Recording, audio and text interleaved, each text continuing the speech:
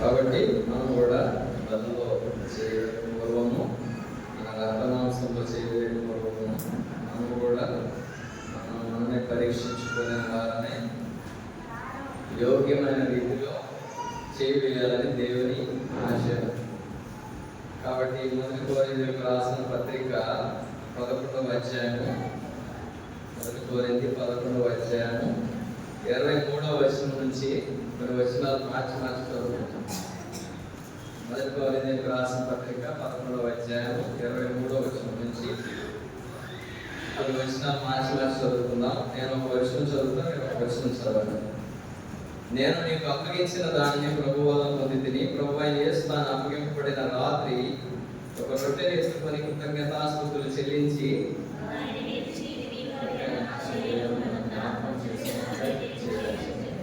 ఆ ప్రకారమే భోజనమైన పిమ్మట ఆయన పాత్రను ఎత్తుకొని, ఈ పాత్ర నా రక్తం వలన కృత నిబంధన, మీరు దీనిలోని త్రాగునప్పుడెల్లా నన్ను జ్ఞాపకం చేసుకున్నటకై దీన్ని చేయడని చెప్పాను.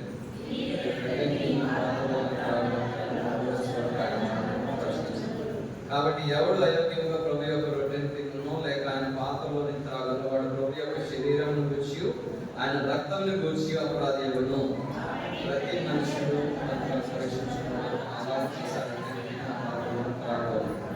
ప్రభు శరీరం అని వివేచకుడు తిని త్రాగువాడు తన శిక్షా విధి పలుకులకి తిని త్రాగుచున్నాడు.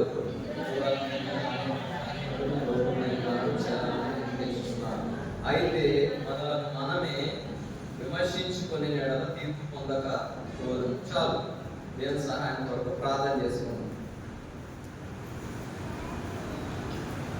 మిగిలిగా ప్రేమించిన మా ప్రియ పరలోక తండ్రి, ఇంతవరకు కూడా పాటల ద్వారా ఆరాధన వర్తమానం అలాగే ఆరాధన ద్వారా ఆయన ప్రభావం మీరు మహిమ పొందాలని నమ్ముచున్నాం. ఇప్పుడు కూడా మేము కూడా రెండో వర్తమానంలో బలవర్తమానంలో ఆయన ప్రభావ పొందుతుండగా నాయన ప్రభావ నిలబడే నేను కూడా నాయన ప్రభావ మేము కూడా ఏ విధముగా ఉండి నాయన ప్రభావ నీ రక్త మాంసంలో చేయవేయాలి, ఏ విధంగా మమ్మల్ని మేము పరీక్షించుకోవాలి, యోగ్యమైన రీతిలో ఏ విధంగా చేయవేయాలి ఆయన ప్రభావ అందులో చేయవేసేవారు ఆయన ప్రభావ ఎటువంటి గుణగణములు కలిగి ఉండాలి, ఆయన ప్రభావ ఏ విధంగా చేయవేస్తే మాకు ఆశీర్వాదం వస్తుంది, ఏ విధముగా మేము చేయవేస్తే ఆయన ప్రభావ మాకు శాపము, ఆయన ప్రభావ మాకు రోగము, మా యొక్క బలహీనలు కలిగి ఉంటాము ఆయన ప్రభావ మీరు కూడా తెలియజేసుకోవాలని కోరుకుంటున్నాం. నిలబడే నన్ను కూడా ఆయన ప్రభావ బలమైన సాధనగా చేసుకురమ్మని ఆయన ప్రభావ వాడుకుంటున్నామని ప్రార్థన చేస్తాం. మేము కూడా ప్రతి ఒక్కరిని కూడా మమ్మల్ని మేము పరీక్షించుకునే వారంగా, మమ్మల్ని మేము విమర్శించుకునే వారంగా, తీర్పు పొందకుండా ఆయన ప్రభావ మేము కూడా ప్రవేశించగలటకు యోగ్యమైన రీతిలో చేయగలటకు ప్రతి ఒక్కరుగా ఆయన ప్రభావ మీరే సందర్శించమని ప్రార్థిస్తున్నాం. ఆది నుంచి అంతం వరకు కూడా మీరే నడిపిస్తున్నామని ఘనత మహిమ ప్రభావం నీకే చెల్లిస్తూ మా ప్రభువును రక్షకుడైన యేసుక్రీస్తు వారి నామమును ప్రార్థించి అడిగి వేడుకొంచున్నాం తండ్రి, ఆమేన్.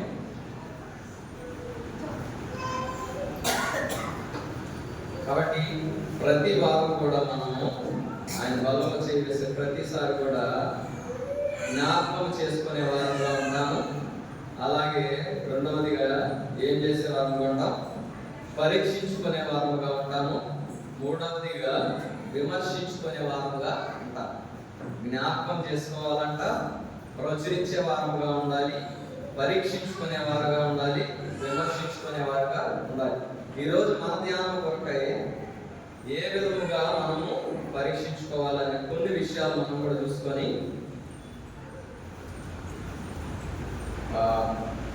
వాక్య వెలుగులో మన హృదయంలో పరిశీలన చేసుకునే వారమై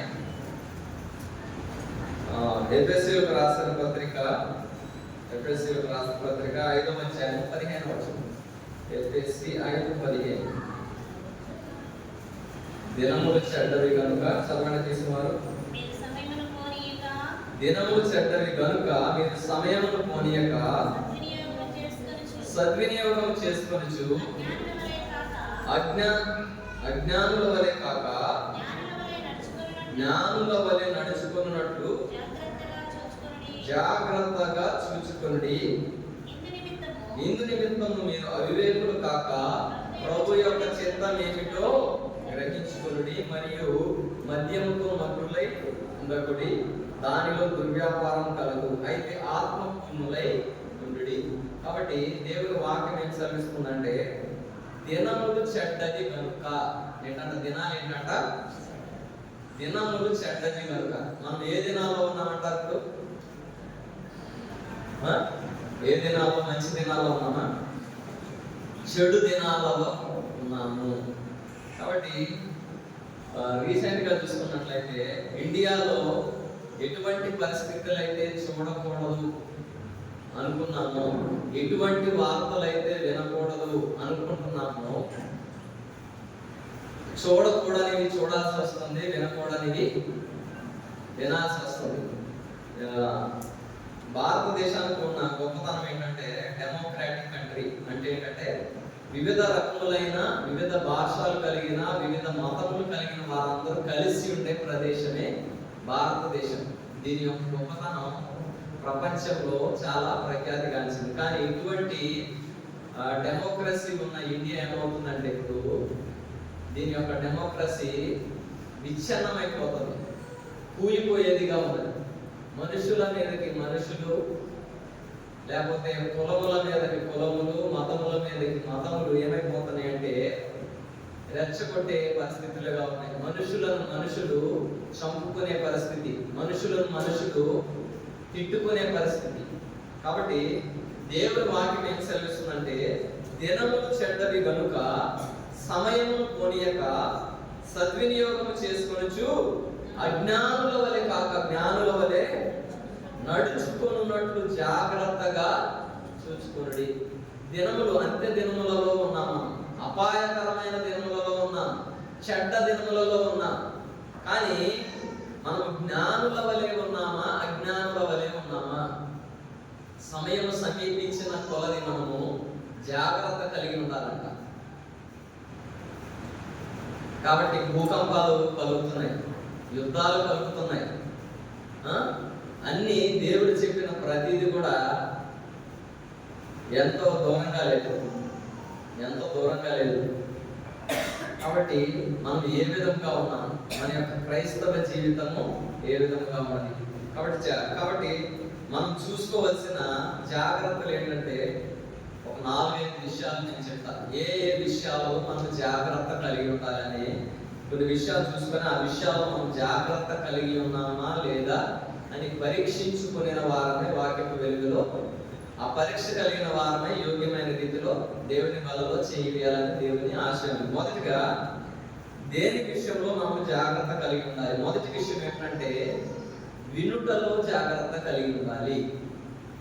తీసేయాలి. మీరు ఎక్కడ ఉంటాయి? ఎక్కడ ఉంది? యాకోబు పత్రిక 1వ అధ్యాయం 22వ వచనం చదవండి. యాకోబు పత్రిక 1వ మీరు వినువారు మాత్రమై ఉండి మిమ్మల్ని మీరు మోసపుచ్చుకొనకుండా వాక్య ప్రకారం ప్రవర్తించు వారునై యుండుడి. ఏంటంట? మొదటిగా ఎందులో జాగ్రత్త కలిగి ఉండాలంట? వినే విషయంలో జాగ్రత్త కలిగి ఉండాలి. ఎటువంటి జాగ్రత్త కలిగి ఉండాలంటే దేవుని వాక్యం ఏం సెలవిస్తుందంటే మీరు వినువారు మాత్రమే ఉండి మిమ్మల్ని మీరు మోసపుచ్చుకొనకుండా వాక్య ప్రకారం ప్రవర్తించు వారునై. How much you are listening is not important. ఏంటంట? మీరు ఎంత వింటున్నారు అనేది ముఖ్యం కాదు, how much you are following. అంటే ఏంటంటే వాక్యము ఎంత వింటున్నాము, వాక్యాన్ని ఎన్ని సంవత్సరములుగా చదువుతున్నాము అనేది ముఖ్యం కాదు. Quantity not matters but the quality matters. అంటే దేవుని వాక్యము ఎంతమంది మనకు బోధించారు, ఎన్ని సంవత్సరాలుగా మనం వింటున్నాము, ఎన్నిసార్లు మనం బైబిల్ చదివాము, పొద్దున చదివాము, మధ్యాహ్నం చదివాము, సాయంత్రం చదివాము అనేది కాదు. ఏది ఇంపార్టెంట్ అంట? దాని ప్రకారముగా ఎంత జీవించగలుగుతున్నాం అనేదే ముఖ్యం. అదే చెప్తున్న వాక్యం ఏంటంట? మీరు విలువారు మాత్రమై ఉండి మిమ్మల్ని మీరు మోసపుచ్చుకొనకుండా వాక్య ప్రకారం ప్రవర్తించు వారునై యుండుడి. ఎవడైనా వాక్యమును విలువాడై ఉండి దాని ప్రకారముగా ప్రవర్తింపని వాడైతే వాడు అద్దంలో తన సహజ ముఖమును చూసుకొని మనిషిని పోలియుడును. వాడు తను చూచుకొని అవతలిపోయి తాను వెట్టివాడు వెంటనే మరిచిపోవును కదా. అంటే ఏంటంట, దేవుని వాక్యం విన్న తర్వాత దాని ప్రకారంగా జీవించకపోతే మన జీవితం ఏ విధంగా ఉంటుందంట?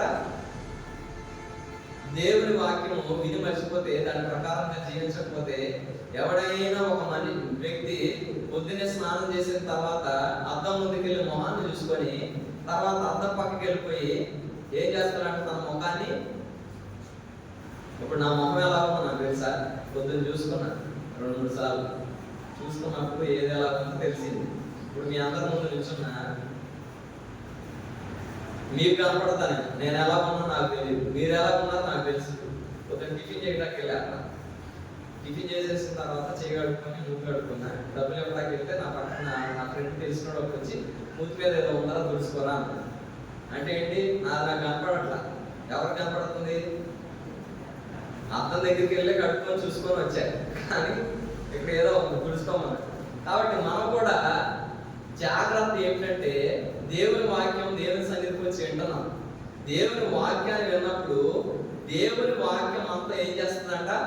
మాట్లాడుతుంది. నువ్వు ఈ విషయంలో ఇలా ఉన్నావు, ఇది సరి చేసుకోవాలి అని మాట్లాడుతుంది. నువ్వు ఈ విషయంలో దేవునికి ఎడంగా ఉన్నావు, ఈ విషయంలో నువ్వు తప్పు చేస్తున్నావు, ఈ విషయంలో నువ్వు కరెక్ట్ గా నడవట్లేదు అని దేవుని వాక్యం ఏం చేస్తుంది? మనతో మాట్లాడుతుంది. మాట్లాడినప్పుడు ఏం చేస్తామంటే దాన్ని సరి చేసుకోవాలనే ఉద్దేశం మనలో వస్తుంది. సరి చేసుకుంటాం, ఎందుకంటే బలలో చేయాలి. సరి చేసుకున్న తర్వాత అందులో చేయి వేస్తాం. చేయి వేసిన తర్వాత మళ్ళీ ఇంటికి వెళ్ళిపోతాం. ఇంటికి వెళ్ళిన తర్వాత మళ్ళీ అదే మన ముందుకు వస్తుంది. మళ్ళీ ఏం చేస్తాం? మళ్ళీ అందులో తప్పిపోయే వారంగా ఉంటాం. అలా ఉంటే ఏమవుతుందంటే, ఎవడైనను వాక్యమును వినువాడై ఉండి దాని ప్రకారం ప్రవర్తింపని వాడైతే వాడు అద్దములో తన సహజ ముఖమును చూచుకొని మనుషుని పోలి ఉన్నాడు. వాడు తను చూచుకొని అవతలికి పోయి తాను వెట్టివాడు వెంటనే మరిచిపోయిన వానితో సమానం. కాబట్టి బలలో చేయి వేసే నువ్వు, నేను, మనమందరము వాక్యము వినే వారముగా ఉన్నామా, లేకపోతే వాక్య ప్రకారంగా జీవించే వారముగా ఉన్నామా? వాక్యం వింటం వరకే వింటున్నామా, లేకపోతే అదేమన్నా మనకి క్రియారూపకంగా పనిచేస్తుందా?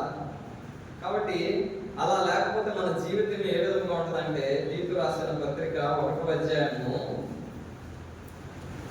16వ వచనం చదవండి.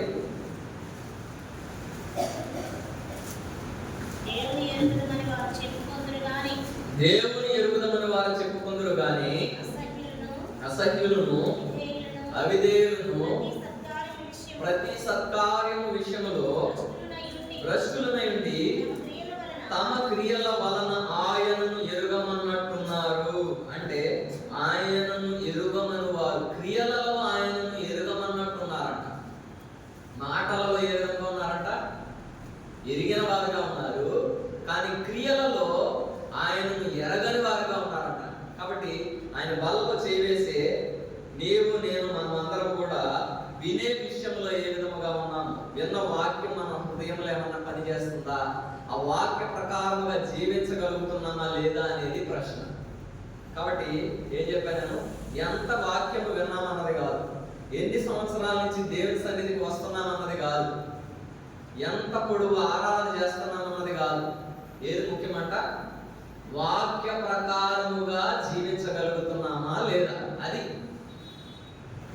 కదా. కాబట్టి మొదటి విషయం ఏంటంట? వినే విషయంలో జాగ్రత్త. కాబట్టి దాని ప్రకారముగా ప్రవర్తించే విషయంలో జాగ్రత్త. ఇది మొదటి విషయం. యెషయా గ్రంథం 6:9 ఒక మాట ఉంది, చదవండి. యెషయా 6:9. సమయం ఎక్కువ లేదు కాబట్టి యెషయా 6:9. ఆయన ఈ జనులతో ఇట్లను, మీరు నిత్యము వినుచుందురు గాని గ్రహింపకుందురు, నిత్యము చూచుచుందురు గాని తెలుసుకొనకుందురు. వారు కన్నులతో చూచి, చెవులతో విని, హృదయంతో గ్రహించి, మనస్సు మార్చుకొని స్వస్థత పొందకపోనట్లు ఈ జనుల హృదయము కొవ్వు చేసి వారి చెవులు మందపరిచి వారి కన్నులు మోయించుమని చెప్పాను. ఏంటంట? మనము కూడా విన్న వాక్య ప్రకారముగా జీవించకపోతే మన జీవితం కూడా ఏ విధంగా ఉంటుందంటే నిత్యము వింటాం కానీ ఏం చేయమంట గ్రహించలేని వారముగా ఉంటాం. నిత్యము చూస్తాం కానీ దాన్ని తెలుసుకున్న వారముగా ఉంటాం. గ్రహించి వారి కన్నులతో చూచి చెవులతో విని హృదయంతో గ్రహించి మనస్సు మార్చుకొని స్వస్థత పొందకపోనట్లు ఈ జనుల హృదయము పోగు చేసి వారి చెవులు మందపరిచి వారి కన్నులు మోయించుమని చెప్పారు. కాబట్టి మన హృదయం కూడా అలా ఉందా? మన కన్నులు కూడా అలా ఉందా? మన చెవులు కూడా మందముగా ఉన్నాయా? కాబట్టి ఏ విధముగా ఉన్నాయి మన చెవులు? ఏ విధముగా ఉన్నాయి మన కన్నులు? ఏ విధముగా ఉంది మన యొక్క హృదయం? కాబట్టి మనం కూడా దేవుని వాక్య ప్రకారంగా జీవించకపోతే మన హృదయం కూడా ప్రభు చేసి చెవులు మందమైపోతాయి మనకి. ఇంకా అలా అయిపోయినప్పుడు దేవుని వాక్యము ఎంత విన్నా కానీ అదంతా ఏమైపోతుందంట వ్యర్థమైపోతుంది. కాబట్టి ఆ విధంగా ఉండకూడదు. దేవుని వాక్యం దాని ప్రకారంగా జీవించాలి. ఇంకో మాట మొదటి తెస్సలోనికైలకు 2:13 ఒకరు చదవండి, ఇంకోటి యిర్మీయా 6:10 చదవండి. మొదటి తెస్సలోనికైలకు 2:13 చదవండి. ఆ హేతు చేతను మీరు దేవుని గురించిన వర్తమాన వాక్యము మా వలన అంగీకరించినప్పుడు మనుషుల వాక్యమని ఎంచక అది నిజముగా ఉన్నట్టు దేవుని వాక్యమని దాన్ని అంగీకరించి తిరిగి కనుక మేమును మానక దేవునికి కృతజ్ఞతాస్తుతులు చెల్లించుచున్నాం. మనుషుల వాక్యమని ఎంచక దేవుని వాక్యమని ఎంచాలంట. కాబట్టి ఎవరు ఏది చెప్పినప్పటికీ కూడా దేవుని వాక్యము మనుషుల వాక్యము కాదు, దేవుని వాక్యము ఉన్నది ఉన్నట్టుగా ఉంటుంది. కాబట్టి దేవుని వాక్యంతో మనం అంగీకరించి దాని ప్రకారంగా జీవించే వారంగా ఉండాలి. యిర్మీయా 6:10 చదవండి. యిర్మీయా గ్రంథము 6వ అధ్యాయం 10వ వచనం. ఇందులో నేను ఎవరితో మాట్లాడదును, ఎవరికి సాక్ష్యం ఇచ్చేదను, వారు వినుటకు తమ మనసు సిద్ధపరచుకొనరు గనుక వినలేకపోయిరి. ఇదిగో వారు యెహోవా వాక్యమందు సంతోషము లేని వారై దాన్ని తృణీకరింతురు. ఇక్కడ ఏంటంట, వారు వినుటకు తమ మనసు సిద్ధపరచుకొనరు గనుక వినలేకపోయింది. మనసును ఏం చేసుకోవాలంటే వినడానికి సిద్ధపరచుకోకపోతే వినలేము. కాబట్టి ఇదిగో వారు యెహోవా వాక్యమందు సంతోషము లేని వారై దాన్ని తృణీకరింతురు. కాబట్టి దేవుని వాక్యం వినే విషయంలో కూడా ఒకటి సిద్ధపాటు అవసరం. రెండోది నేను ఈ వాక్యం అడుగుతా, గుర్తుపెట్టుకోవాలి. దేవుని వాక్యం ఎలా వినాలి అని అడుగుతా. ఈ రెఫరెన్స్ నేను మర్చిపోతాను, గుర్తుపెట్టుకోవట్లేదు. అన్నపూర్ణకు కానీ బేబిరానాటి కానీ గుర్తు చేయాలి. వాక్యం యిర్మీయా 6:10 ఏ విధముగా వినాలి, ఎలా వినాలి, ఏ విధంగా వారు వినుటకు తమ మనసు సిద్ధపరచుకున్నారు గనుక వారు వినలేకపోయారు. ఇదిగో వారు యెహోవా వాక్యమందు సంతోషము లేని వారై దాన్ని తృణీకరించారు. దేవుని వాక్యం మీరే దానికి సిద్ధపాటు ఉందా మనకి? దేవుని వాక్యమందు మనం సంతోషం గలవారమై ఉన్నామా, లేకపోతే తృణీకరించే వారంగా ఉన్నామా? ఎవరు వింటారు అంటే సిద్ధపాటు కలిగిన వారు ఉంటారు, వింటారు. ఎవరు వింటారంటే దేవుని వాక్యమందు సంతోషించేవారు వింటారు. ఎవరు వింటారంటే దాని ప్రకారంగా జీవించేవారు మాత్రమే దేవుని వాక్యం ఉంటారు. కాబట్టి మనం వినేవారంగా ఉన్నామా, లేకపోతే దాని ప్రకారంగా జీవించే వారంగా కూడా ఉన్నామా అనేది మొదటి విషయం. కాబట్టి అది మొదటిగా మనం పరీక్షించుకోవాలి. రెండవదిగా చూసుకున్నట్లయితే మొదటి సమూయేలు 12:23 మొదటి సమూయేలు 12:23 చదవండి. మొదటి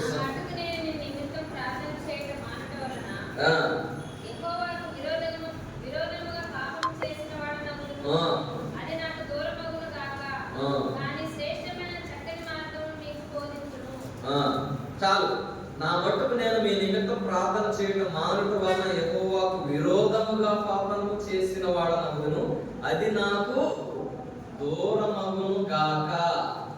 రెండవదిగా ఏ విషయంలో మనము జాగ్రత్త కలిగి ఉండాలంట? ప్రార్థన చేసే విషయంలో జాగ్రత్త కలిగి ఉండాలి. కాబట్టి మనం కూడా జాగ్రత్త కలిగి ప్రార్థన చేసే వారముగా ఉన్నామా? కాబట్టి ఇక్కడ చూసుకున్నట్లయితే ఫిలిప్పీయులకు రాసిన పత్రిక 4:6-7 ఫిలిప్పీ 4:6-7 ఫిలిప్పీయులకు రాసిన పత్రిక 4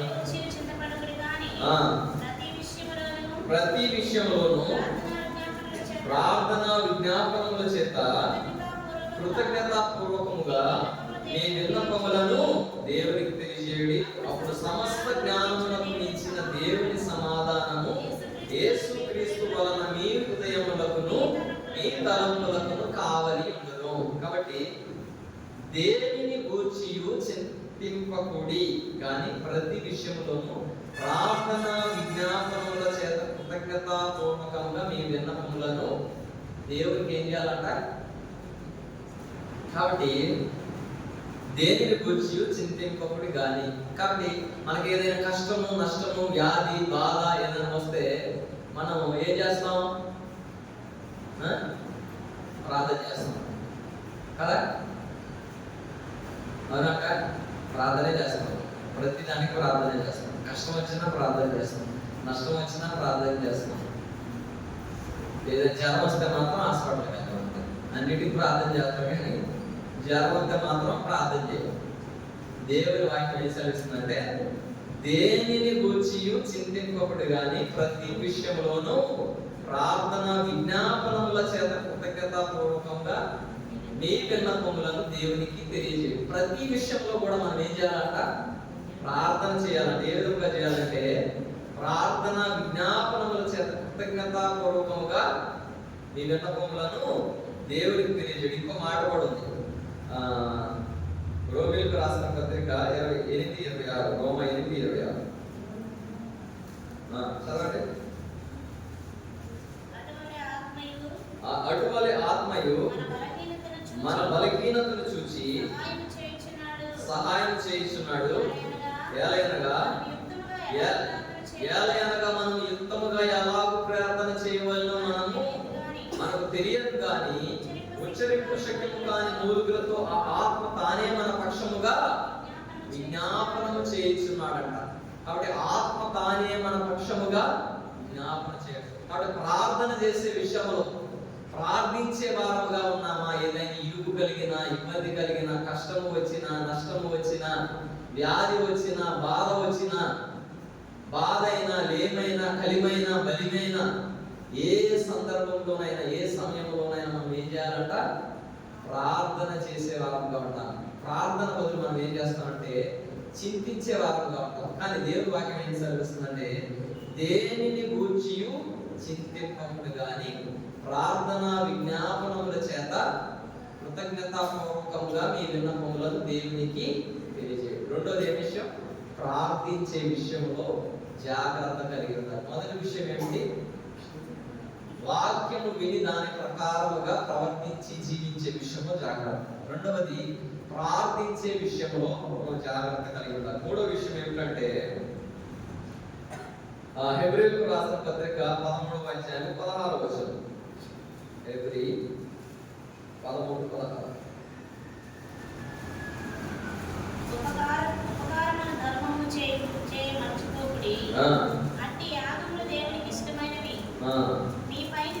చాలు. మూడవది ఏంటంటే ఉపకారమును ధర్మమును చేయమలసిపోకూడి అట్టి యాగములు దేవునికి ఇష్టమైనవి. మూడో విషయము ఎందులో జాగ్రత్త కలిగి ఉండాలంటే మంచి పనులు చేసే విషయంలో, ధర్మ కార్యములు చేసే విషయంలో, సత్కార్యములు చేసే విషయంలో మనం ఏం కలిగి ఉండాలంట? జాగ్రత్త కలిగి ఉండాలి. ఉపకారమును ధర్మమును చేయ మరిచిపోకూడదు. అట్టి యాగములు దేవునికి ఇష్టమైనది. కాబట్టి మంచి కార్యములు చేసే వారముగా మనం ఉన్నామా? మత్తయి సువార్త 6:3 ఒక మాట ఉంది. మత్తయి సువార్త 6 చదవండి.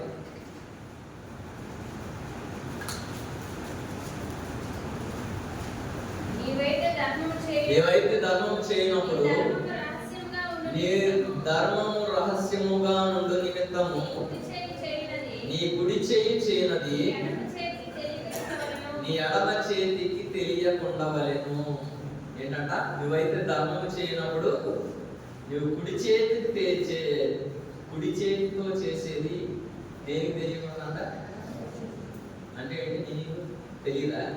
ఈ చేతితో ఇచ్చేది ఈ చేతికి తెలియదు అంటారా? అంటే వెనక్కి పెట్టుకొని అంటారా? కనపడదు. అదేనా? దీని అర్థం చెప్పాలంటే కుడి చేతి చేసేది ఎడమ చేతికి తెలియకూడదు అంటే ఏంటి? సత్కార్యం అంటే ఏంటి? మంచి కార్యం అంటే ఏంటి? ఇక్కడ చాలా మిస్టేక్స్ జరుగుతుంటాయి. మనం ఏదైనా మంచి కార్యం చేశామంటే అది 10 మందికి తెలిసిందంటే అది సత్కార్యం కాదు. ఇక్కడ మత్తయి సువార్తలో ఉంటుంది. నీకు అర్థం అవ్వాలంటే నేను ఇక్కడ క్లియర్గా చెప్తాను. మత్తయి సువార్త 6వ అధ్యాయము 4వ వచనం చదవండి. అట్లయితే మళ్ళీ 3-4 కలిపి చదవండి ఒకసారి.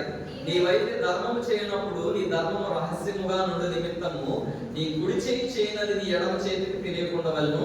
అట్లయితే రహస్యమందు చూచి నీ తండ్రి నీకు ప్రతిఫలం ఇచ్చును. ఇట్లట ఎట్లయితే చెప్పాలి. అట్లయితే రహస్యమందు చూచి నీ తండ్రి నీకు ప్రతిఫలం ఇచ్చును. ఎలా అంటే నువ్వు ధర్మము చేయనప్పుడు నీ ధర్మము రహస్యముగా నుండి నిమిత్తం నీ కుడి చెయ్యి చేయనది నీ ఎడమ చేతికి తెలియకుండా వలెను. అంటే ఏంటంటే సింపుల్. దేవుని విషయంలో చాలా మంది సేవకులు చెప్పిన విషయం ఏంటంటే దేవునికి చేసే విషయంలో ఒక్కోసారి అవసరమైతే భర్తకు తెలియకుండా భార్య చేయాలంట, భార్యకు తెలియకుండా భర్త చేయాలంట. అవునంటారు కాదంటారా? ఇద్దరికి ఒక మనసు ఉండదు.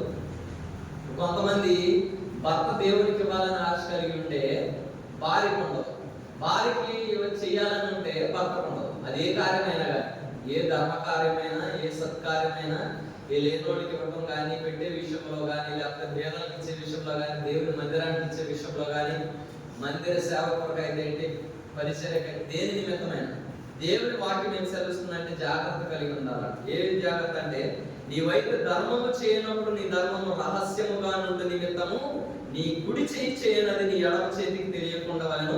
అట్లయితే రహస్యమందు చూచి నీ తండ్రి నీకు ప్రతిఫలం ఇచ్చును. ఎప్పుడు? అందరికీ తెలిసి చేసేది కాదు ఇది. కుడి చేతి చేసేది ఎడమ చేతి అంటే ఏంటంటే అవసరమైతే మన ఇంటి వారికి కూడా తెలియకూడదు. ప్రతిఫలం ఎవరు ఇవ్వాలంట? దేవుడి వారు. అది మనుషులకు తెలిసిందనుకో మనుషులు మనకు ప్రతిఫలం ఇస్తారా? కాబట్టి అది గుర్తు పెట్టుకోవాలి. కాబట్టి ధర్మ కార్యములు చేసే విషయం ఇంకా చాలా విషయాలు నేను చెప్తా. మీకు అవన్నీ మీరు వాక్యం వెలుగులో అర్థం చేసుకోవాలి. రెండవదిగా చూసుకున్నట్లయితే కొలసీయులకు రాసిన పత్రిక 4వ అధ్యాయం 2వ వచనం. కొలసీ 4:2 చదవండి. ప్రార్థన యందు నిలకడగా ఉండుడి, దాని యందు మెలకువగా ఉండుడి,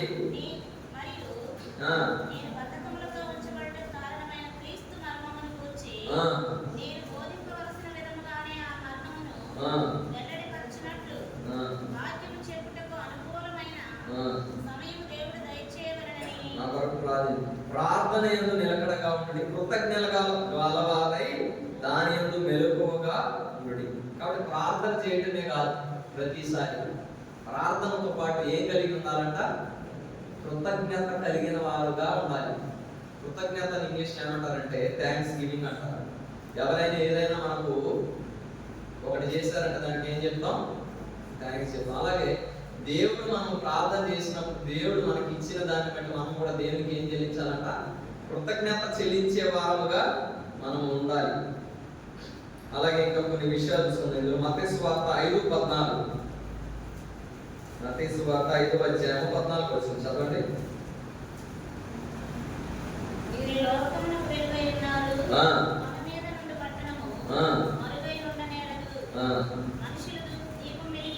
మనుషులు దీపమును వెలిగించి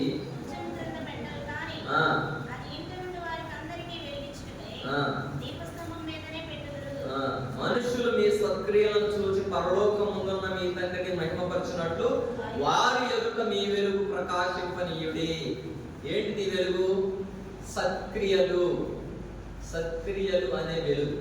కాబట్టి మంచి వాక్యము మనుషులు మీ సత్క్రియలను చూసి పరలోకమందున్న మీ తండ్రిని మహిమపరచునట్లు వారి ఎదుట మీ వెలుగు ప్రకాశింపనీయుడి. మనుషులు మీ సత్క్రియలను చూసి, ప్రవీణ్ పాఠాల గురించి వింటున్నారు కదా మీరు అందరూ, వింటున్నారా?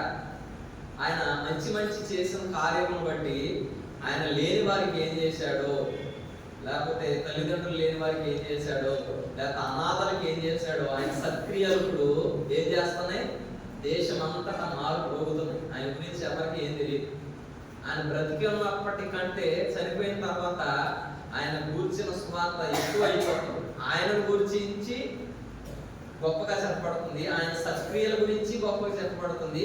దేవుని సువార్త కూడా ఏమవుతుందంట, దినదినం కూడా ప్రకటించబడుతుంది. అది దేవుని వాక్యం సెలవిస్తుందంటే, సత్క్రియలు అంటే ఏంటంటే, మనుషులు మీ సత్క్రియలను చూసి పరలోకమందున్న మీ తండ్రిని మహిమపరచునట్లు వారి ఎదుట మీ వెలుగు ప్రకాశింపని. కాబట్టి మనం కూడా మంచి కార్యములు చేసామనుకో, మంచి సత్క్రియలు చేసామనుకో, దాని ద్వారా మనం వెలిగే వారంగా ఉంటాం. మన ద్వారా దేవునికి ఏముంటుందంట? మహిమ వచ్చేది కాబట్టి సత్క్రియలు చేసే విషయంలో, ధర్మ కార్యములు చేసే విషయంలో, కృతజ్ఞత చెల్లించే విషయంలో కూడా మనము జాగ్రత్త కలిగి ఉండాలి. గలతీయులకు రాసిన పత్రిక 6వ అధ్యాయం 9వ వచనం చదవండి. గలతీ 6:9.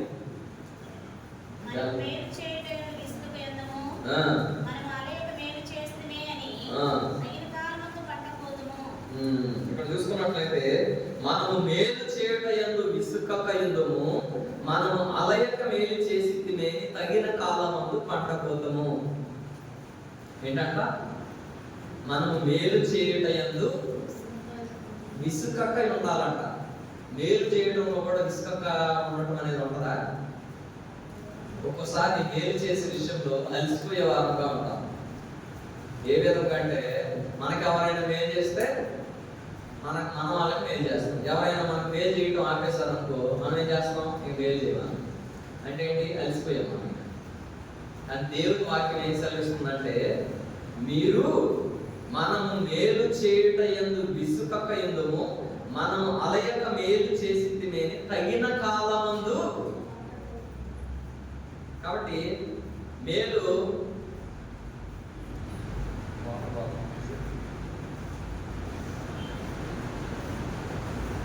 చేసే విషయంలో అలయక ఉండాలంట. మేలు చేసితిమేని ఏంటంట? తగిన కాలమందు పంట కోతము. కాబట్టి మనము మేలు చేస్తే, లేని వాళ్ళకి మేలు చేస్తే, లేని వాళ్ళు మనకి హెల్ప్ చేస్తారు, మళ్ళీ దేవుడు ఇస్తాడు మనకి. అదే వాక్యం ఏం సమస్తుందంటే, మనము మేలు చేసితే తగిన కాలమందు పంట పోతాం. దేవుడి వాక్యం మంచి మాట ఉంది. ఏంటంటే, మోసపోబడి దేవుడు విగ్రహింపబడ్డాడు, మనుషుడు ఏమి విత్తునో ఆ పంటనే పోయి. కాబట్టి మనము మంచి విషయాలు విత్తుకుంటే మంచి విషయాలు పోసుకుంటాం. కాబట్టి ఒకరికి చేస్తే ఆదా చేయాలని లేదు, వేరే దగ్గర నుంచి మనకు రావచ్చు. కాబట్టి మేలు చేసే విషయంలో మనం ఏ విధంగా ఉండాలంట? అలయకంగా ఉండాలంట. అలిసిపోయే వారంగా ఉండకూడదు. కాబట్టి ఎల్లప్పుడూ అలయకుండా మనం మేలు చేసే వారం ఉండాలని దేవుని ఆశ ఉంది. ఎఫెసీయులకు రాసిన పత్రిక 2వ అధ్యాయం 10వ వచనం.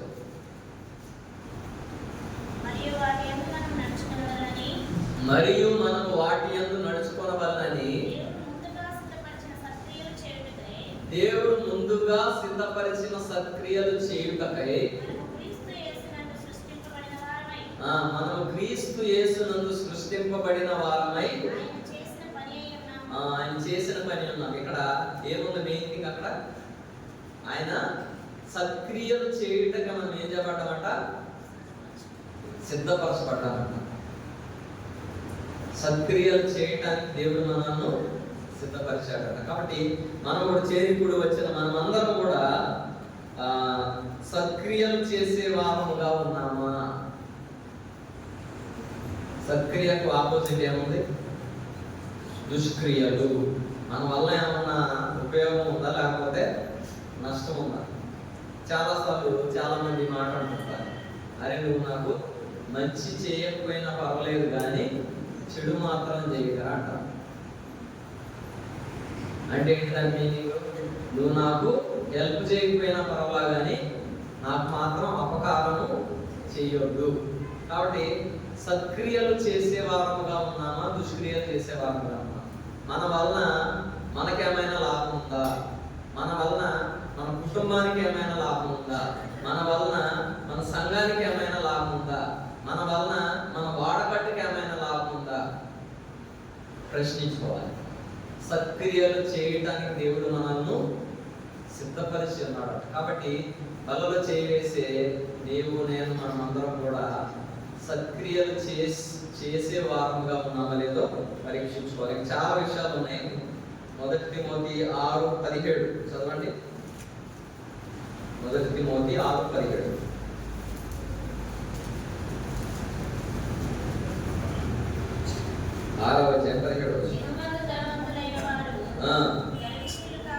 ఇకమందు ధనవంతులైన వారు గర్విష్ఠులు కాక అస్థిరమైన ధనమునందు నమ్మకించక సుఖముగా అనుభవించుటకు సమస్తము నాకు ధారాళముగా దయచే దేవుని యందే నమ్మికించుడని ఆజ్ఞాపించుము. కాబట్టి మనం కూడా ఇహమందు ధనవంతులమై ఉండకుండా గర్విష్ఠులము కాక అస్థిరమైన ధనమునందు నమ్మికించకుండా సుఖముగా అనుభవించుటకు సమస్తము మనకు ధారాళముగా దయచే దేవుని యందే నమ్మిక ఇచ్చే వారుగా ఉండాలని దేవుని వాక్యము సెలవిస్తుంది. చాలా విషయాలు ఉన్నాయి, మీరు చూడాలంటే చూడండి.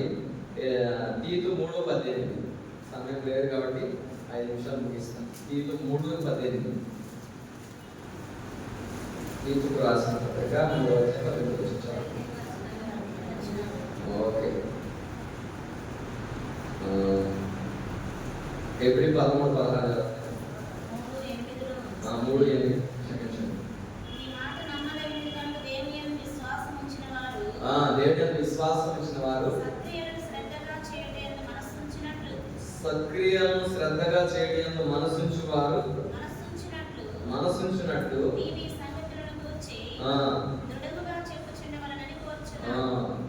సత్క్రియలను శ్రద్ధగా చేయడం మనసుంచవలెనని. కాబట్టి సత్క్రియలు చేయాలంటే మనసు కూడా అవసరం. దేవుని వాక్యం వినాలంటే కూడా ఒక ఉద్దేశం ఉండాలంటే, ఇంకోటి సంతోషం ఉండాలి. సత్క్రియలు చేయటానికి కూడా ఏముండాలంటే ఇక్కడ శ్రద్ధ కలిగి ఉండాలంట, శ్రద్ధతో చేయాలంట. కాబట్టి అటువంటి వారముగా మనం ఉన్నాము. 3 విషయాలు తెలుసుకున్నాం. మొదటిది ఏంటిది? మర్చిపోయారా? ఏ విషయం? వినే విషయంలో, దాని ప్రకారంగా జీవించే విషయంలో జాగ్రత్త ఉండాలి. రెండవదిగా ఏం చూసుకున్నాం? ప్రార్థన విషయంలో జాగ్రత్త కలిగి ఉండాలంట. మూడవదిగా సత్క్రియలు ధర్మ కార్యములు చేసే విషయంలో జాగ్రత్త కలిగి ఉండాలి. నాలుగవదిగా చూసుకున్నట్లయితే మత్తయి సువార్త 7:15. మత్తయి 7:15 చదవండి.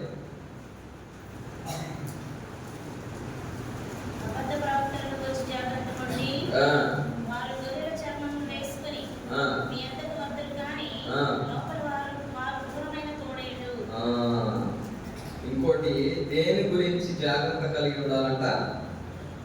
అబద్ధ ప్రవక్తలను వచ్చి జాగ్రత్త పడుడి. వారు గొర్రెల చర్మములు వేసుకొని మీ అందరూ పోతారు, కానీ లోపల వారు క్రూరమైన కోడేళ్ళు అంట. అబద్ధ ప్రవక్తలు అంటే ఎవరు? ఫాల్స్ ప్రాఫిట్స్ అంటారు. మత్తయి సువార్త 7:15. మత్తయి సువార్త 27:27 చెప్పండి. మత్తయి సువార్త 27:27 బాగా అర్థం అవ్వాలంటే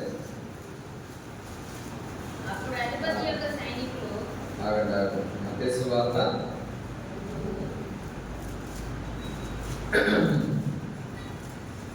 28 కదా, క్షమించండి, 7వ అధ్యాయం 5వ వచనం చదవండి. మత్తయి సువార్త 7:5.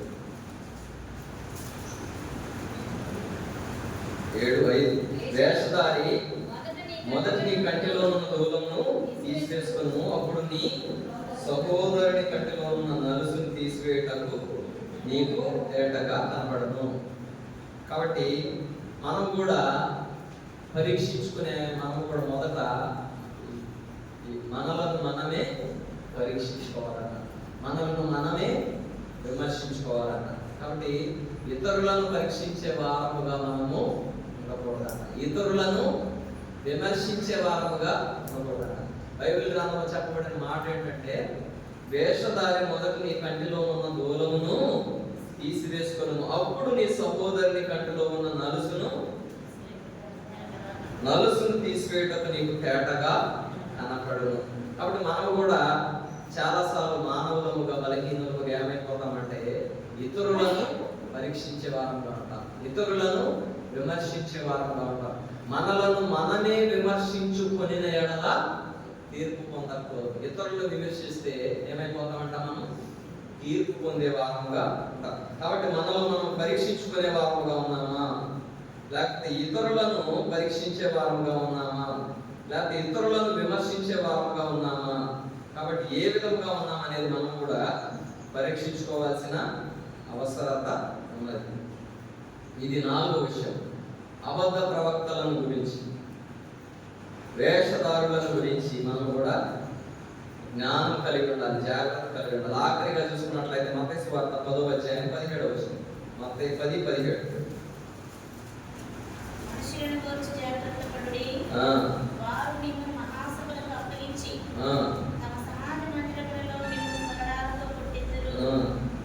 చాలు ఇక్కడ చూసుకున్నట్లయితే ఆఖరిగా 5వదిగా ఎవరిని గురించి జాగ్రత్తగా ఉండాలంట, మనుషులను గురించి జాగ్రత్త పడి వారు మిమ్మల్ని మహాసభలకు అప్పగించి తమ సమాజ మందిరములలో మిమ్మల్ని కొరడాలతో కొట్టించరు.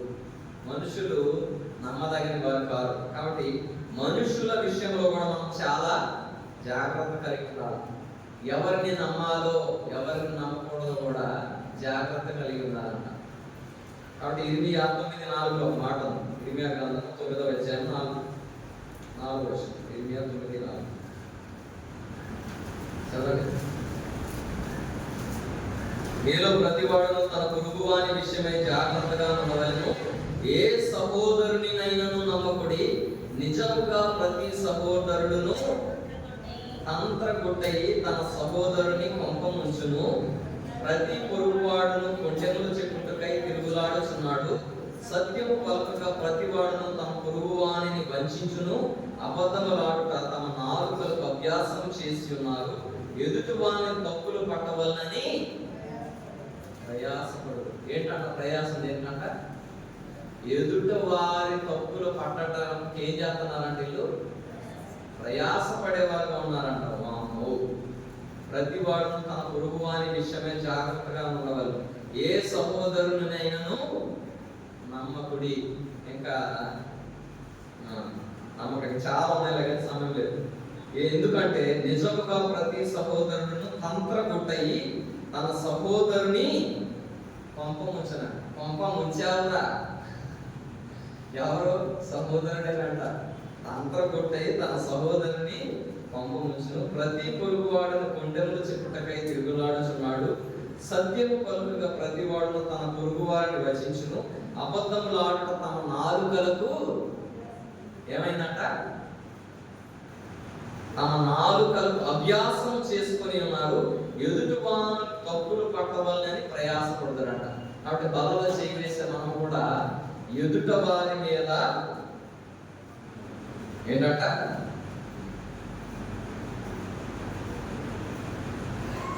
కొంప ముంచే వారముగా ఉన్నామా, లేకపోతే ఇంకా కొండెములు చెప్పే వారముగా ఉన్నామా, అబద్ధములు చెప్పే వారముగా ఉన్నామా, లేకపోతే ఎదుటి వారి తప్పులు పట్టవలనని ప్రయాసపడే వారముగా ఉన్నామా? కాబట్టి మనుషుల విషయంలో కూడా మనం ఏం కలిగి ఉండాలంట?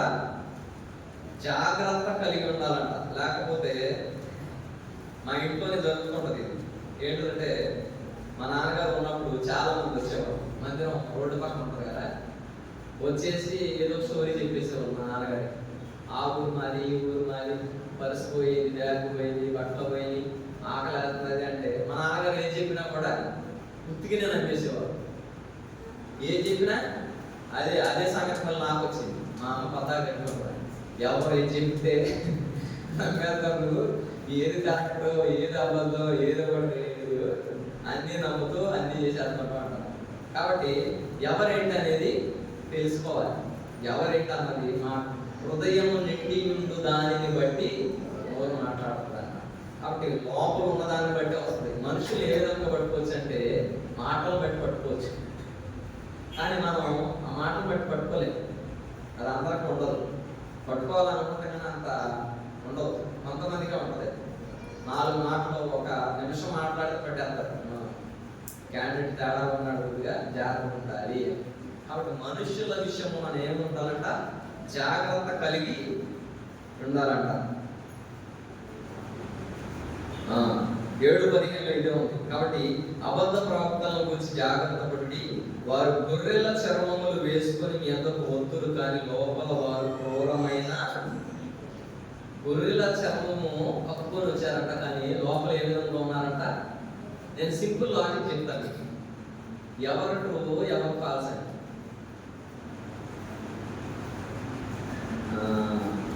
నిజమే కాదు, మంచిగా సామెతలో మాట్లాడతారు. ప్రేమను వృద్ధి చేయకూడవాడు గాయం రేపునను. ఏమంటది? ప్రేమించే వాళ్ళు ఏం చేస్తారంట, ప్రేమించేవారు గాయం రేపుతారంట. పగవాడు ఇప్పుడు మీరు బాగా ముద్దులు పెడుతున్నారనుకో, వాళ్ళు కొద్దిగా తేడాని అర్థం చేసుకోవాలి. బాగా సోపు పెడుతున్నారనుకో, అది కొద్దిగా తేడాని అర్థం చేసుకోవాలి. అది ఏ రిలేషన్ అయినా కానీ అర్థమవుతుందా? ఎక్కువ తిడుతున్నారనుకో, వాళ్ళు మంచోళ్ళని అర్థం చేసుకోవాలి. అంతే, సింపుల్. అంతేనా కాదా? ఇప్పుడు మనం ఉన్నాం, ఎక్కడో లాజిక్ వద్దు. మనం ఉన్నప్పుడు పిల్లల్ని బాగా తిడతాం అంటే ఏంటి? ఏ తప్పు చేసినా కూడా తిడతాం అంటే ఏంటి మీనింగ్? ప్రేమ ఉన్నట్ట లేనట్ట?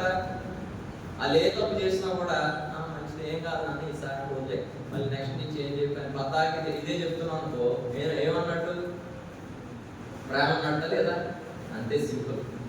ఆత్మీయతలో కూడా మొన్నగా వాక్యం చెప్పి ఏ నొప్పి కలగకుండా దేవుడు ఆశీర్వదిస్తాడు, దేవుడు మీకు ఇది చేస్తాడు, అది చేస్తాడని మొన్న ఉద్యమనుకో, ఏ బాణాలు కత్తులు కటాలు ఏం వాడట్లేదు అనుకో, అంతే సంగతి. వచ్చినప్పుడల్లా కూర్చుకుంటున్నాయి అనుకో, అది నిజమైన వాక్యం. కాబట్టి వాక్యం విషయంలో కూడా జాగ్రత్త కలిగి ఎంత కఠినంగా చెప్తే అంత నిజమైన ప్రేమ. కాబట్టి మనుషుల విషయంలో, బోధల విషయంలో కూడా మనం ఏం కలిగి ఉండాలంట, జాగ్రత్త కలిగి ఉండాలి. అబద్ధ ప్రవక్తలను గురించి జాగ్రత్తగా ఉండాలంట. గొర్రె చర్మములు కప్పుకొని ఉన్నారంట, కానీ పైకి లోపల ఏముందంట? పైన మాటలు కాదు, లోపల ఏముండాలి? మాటలో క్రూరత్వం ఉంటుంది, దాని వెనకాల ఏముంటుంది అంటే ప్రేమ ఉంటుంది. అది గుర్తు పెట్టుకోవాలి. కఠినంగా చెప్తున్నారు, కష్టంగా చెప్తున్నారు, ప్రేమ లేదు అని అనుకున్నారనుకో, అక్కడ తప్పిపోయినట్టే. మనం ప్రేమ అనేది మాటల్లో కాదండి, ఎందులో ఉండాలి? క్రియల్లో ఉండాలి. కాబట్టి పనుల విషయంలో, క్రియల విషయంలో ప్రేమ ఉండాలి. మాటల్లో తిట్టినంత మాత్రం ప్రేమ లేనట్టే కాదు, దాని వెనకాల చాలా ప్రేమ ఉంటుంది. అది గ్రహించాలి. అది ఎప్పుడంటే వాక్యం ముందు నిలిస్తే సత్యాన్ని గ్రహిస్తారు. సత్యము మొన్న చెప్పారు వాక్యం. ఎక్కడ ఉంది చెప్పండి ఆ వాక్యం? ఎక్కడ చెప్పారు? రాజబాబు గారు ఇంట్లో చెప్పారు. ఆ వాక్యం చెప్పాలి, గుర్తులేదా? వాక్యం మందు నిలిచిన వారైతే నాకు శిష్యులు అవుతారు, నాకు శిష్యులైతే మీరు సత్యమును గ్రహిస్తారు, సత్యమును గ్రహిస్తే ఆ సత్యము మిమ్మల్ని స్వతంత్రులుగా చేస్తాం. అది కాబట్టి వాక్యం నందు మనం నిలవకపోతే ఏది సత్యమో ఏది అసత్యమో గ్రహించలేని వారంగా ఉంటాం. ఏది సత్యమో ఏది అసత్యమో గ్రహించలేకపోతే మనకు స్వాతంత్ర్యము ఉండదు. కాబట్టి మనుషులు 5 విషయాలు చెప్తే నేను ముగించేస్తాను. మొదటి, వాక్యము విని దాని ప్రకారంగా ప్రవర్తించే విషయంలో జాగ్రత్త, పరీక్షించుకోవాలి. రెండవది, ప్రార్థన చేసే విషయంలో జాగ్రత్త. మూడవది ఏంటంట, సత్కార్యములు చేసే విషయంలో జాగ్రత్త. నాలుగవది, అబద్ధ ప్రవక్తలను గూర్చిన జాగ్రత్త. ఐదవది, మనుష్యుల విషయంలో జాగ్రత్త కలిగిన. ఈ 5 జాగ్రత్త కలిగిన వారమై మనం కూడా మన హృదయాన్ని భద్రత చేసుకొని వాక్య కొరకు దేవుని పనులు చేయాలని దేవుని ఆశయం. అటువంటి జీవితం దేవుడు మనందరికీ దయచేయరు కాక. ఆమేన్. రండి ప్రతి ఒక్కరు కూడా